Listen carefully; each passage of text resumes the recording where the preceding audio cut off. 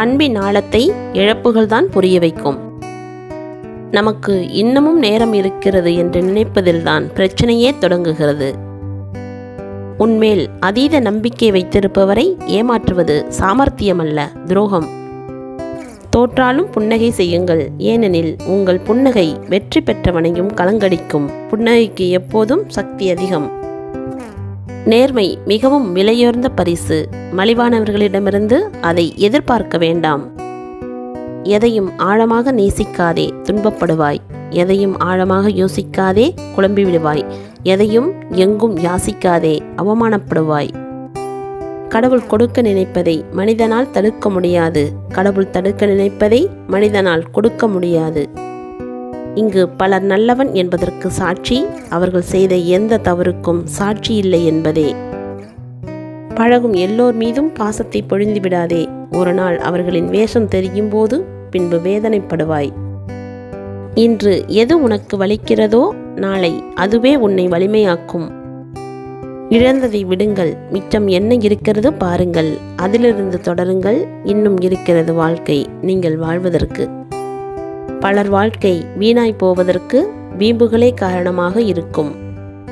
உங்களுடைய குறைகளையும் தவறுகளையும் உங்களிடம் சொல்பவர்களை இழந்து விடாதீர்கள். உங்களிடமே சொல்வது உங்களுடைய தரத்தை குறைப்பதற்காக அல்ல, பிறரிடம் உங்கள் தரம் குறைந்துவிடக்கூடாதே என்பதற்காக. காலம் கடந்து யோசிப்பதும் கடந்த காலத்தையே யோசிப்பதும் நிகழ்கால வாழ்வை வாழவிடாது.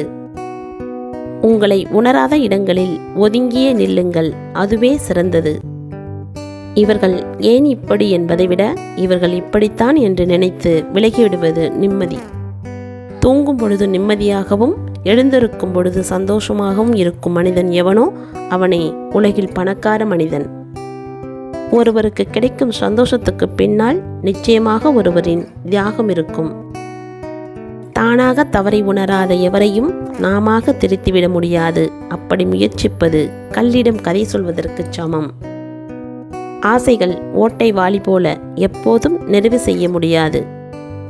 உறவுகளில் சிலர் அவர்கள் விஷயத்தில் தெளிவாகத்தான் இருக்கிறார்கள். நாம் தான் அது தெரியாமல் ஏமாளியாக இருக்கிறோம்.